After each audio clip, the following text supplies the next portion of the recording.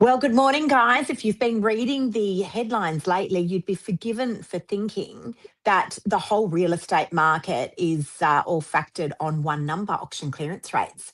But it's not. We're going to unpack it this morning. Stay tuned.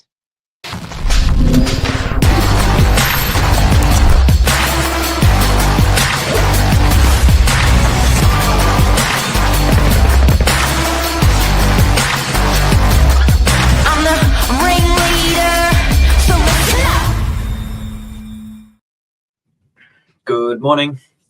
Good morning, Billy. How are you? I'm good. Yourself? This is your first one back? First one, yes. First one back. I feel like I've got my training wheels on again. No, I don't. It's like you never forget how to ride a bike. But yes, it's been nice to have a good few weeks off, that's for sure. Back feeling very refreshed and ready to rumble. Hit the ground running yesterday, that's for sure. Yeah, absolutely. Yeah, look, I suppose even whilst you're away though, you're probably still seeing this sort of news-like headlines pop up on your Instagram, pop up on your social media. That's where a lot of people are consuming their information these days.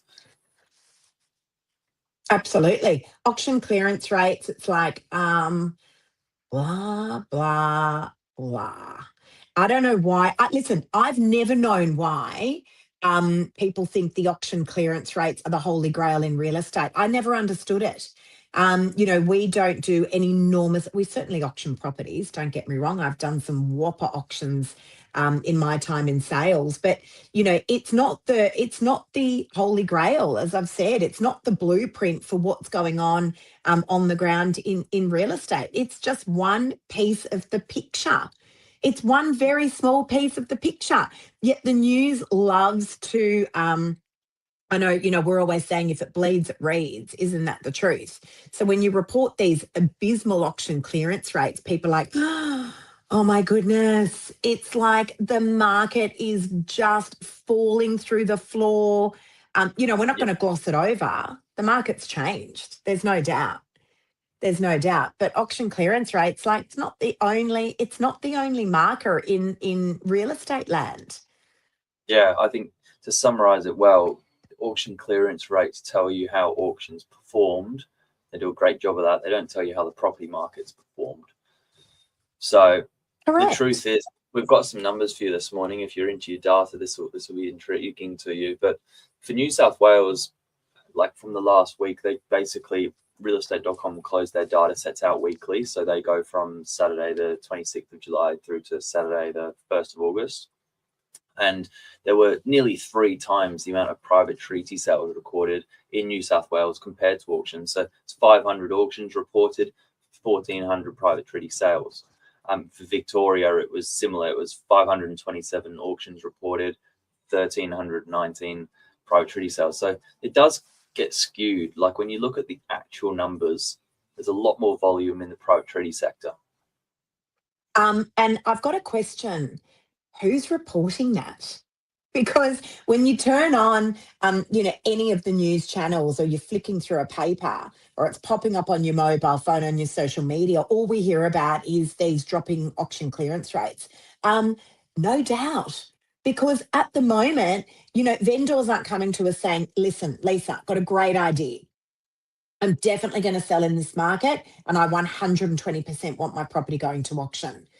We're not having those conversations at the moment. It was my first day back after having a nice bit of time away, and I was catching up with a lot of my vendors yesterday, and a lot of them were saying, I mean, the question on everyone's lips was, what's going on out there? What's happening? Because it's probably not a good time to list. Because all these poor people have got to go by are these auction clearance rates that are being reported, which are not great.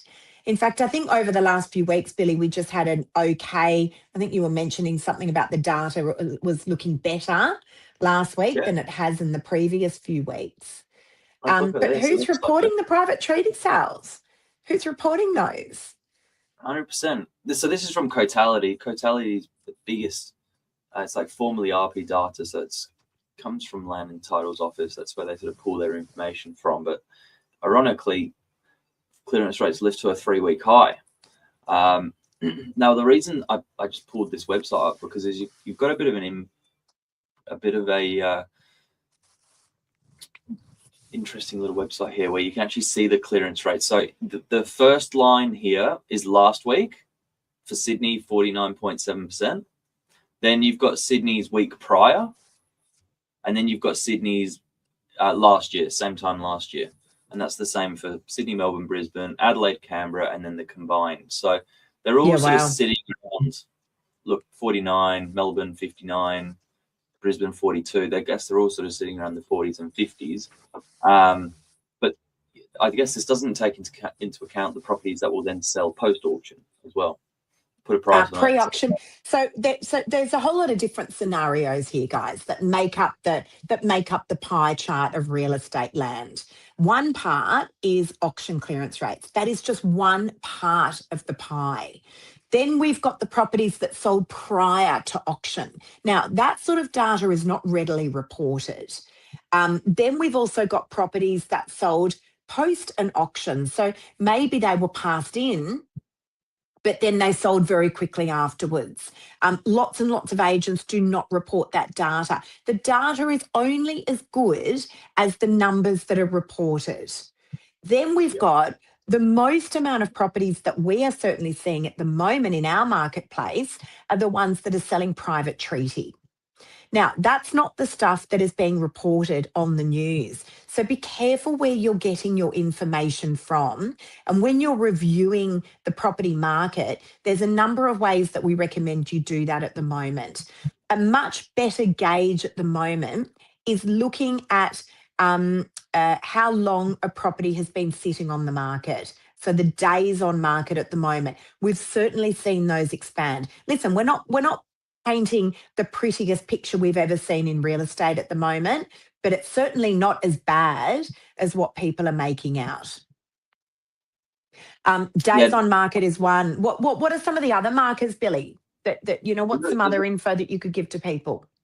So, like typically known as vendor discounting, when a guide price changes in a downward direction, is an easy one to tell if a campaign's getting traction or not. I think I'm hearing from buyers that they are seeing properties come out with a guide, and then a couple of weeks later they're getting another call from the agent letting them know there's been a revised price.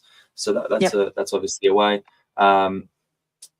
Number of new listings coming on versus the total listings. So I guess if you can work out when you start your search how many properties are on the market in your suburb or in the area that you're looking at, use that as a benchmark. You can kind of work out with new listings coming on where the market's going versus properties that sell. That works out what the property market has done since you started looking, and then really just total volume. There's safety in numbers, so you can get a gauge on what private treaty sales are doing. Then you really start to understand. Otherwise, you're looking at skewed data sets. That's exactly right. Spot on. So well said. So well said. But the big one there, Billy, that I just took away is new listings that are coming on. Now, the amount of buyers that we speak to in a day, so many people are saying to me, Lisa, we're just going to wait because we feel like there's going to be quite a bit of stock coming on. Now, ordinarily, spring, as we know it, is a big, we call it the spring selling season. That's when we see a huge amount of stock hitting the market. That's 3 weeks away. That is 3 weeks away. The numbers at the moment of new listings that are coming to market are extremely underwhelming. And that is what is keeping these property prices, particularly, look, we're reporting on the Northern Beaches, but I've got lots of friends in real estate right across the country. Many of them are reporting the same. There's just not a lot of stock on the market. Yeah. People are nervous. Yeah. Sorry, Billy. Seasonally, it has to be adjusted anyway. So whatever new stock that does come on, that's normal. It's that time of year. So we've tracked the data since March, and it's down 25% in volume in terms of properties on the market for sale. So nominally speaking, that's 250, maybe 300 properties. So spring has got to make up for that plus more to balance out what's already come on. Okay, so sorry, can I just recap what you said? So 25% down from this time last year, is that what you're saying? From March, 4 months ago. Wow. Okay. Yeah, see, that's significant. So, and understand, guys, we had a budget in the middle there. So, you know, that budget hit, and ordinarily, I think people out there that wouldn't really understand the property market that well would be thinking, oh, here we go. Everyone's going to sell. All the investors are selling. It's all doom and gloom. Property market's fallen through the floor. Everyone's going to sell. And we're going to be buying property for next to nothing. We're not seeing that. Okay, the biggest factor that is affecting the real estate market at the moment is buyer confidence. That is it. And when that buyer confidence picks up, guess what? So does the market. And what is feeding this lack of buyer confidence at the moment is the media. It's the media that's put it scared the crap out of people. And it's purely off the back of a lot of those auction clearance rates that are being reported. And as we've spoken about this morning, that is one piece of the pie. That is one very small piece of the pie. Those numbers that are being reported at the moment are quite skewed. Make sure, guys, you're getting the holistic picture of what is going out here in real estate world. Yeah, and there's been obviously massive reforms to some tax and investors, so that's obviously disrupted people's patterns and thinking as well, but slowly that will return. I suppose it just takes time for people to work out what they're going to do, what the best way to move forward is. Absolutely. And also, I just want to finish off there, Billy, by saying that I think, naturally, because of all those new reforms that came out with the budget, naturally people would assume every investor's going to sell, and every new buyer, first-time buyer, is going to be able to come into the market. That's just simply not the case. We manage over 2,000 properties. Many of our landlords are retirees. And we're obviously in constant communication with our clients, and a lot of them are saying we're not going to sell because where else would we put our money? Someone who's sort of in their 70s and they're in retirement phase, they're saying, well, hang on, if we sell the investment, where are we going to go put the money? We're not going to put it in the bank. We're not going to go and buy shares all of a sudden when we've never played the share market before. So most people are just, they're just bedding down and they're just staying put. But it's certainly not all doom and gloom out there. In fact, it's been quite a busy few weeks in sales in our office. So be careful where you're getting your data from. Yeah, it's a good summary. Well, I hope that helps. And for the properties that are being, like, the reason the stock levels have come off, if you're curious, it's the withdrawn. There's obviously a few components, but withdrawn listings make up properties that's a big one. They won't accept the price, so they'll hold. There's basically more properties coming off or selling than there is to new listings, so there's not a replenishment of stock. And then properties are, they are selling. So. Agreed.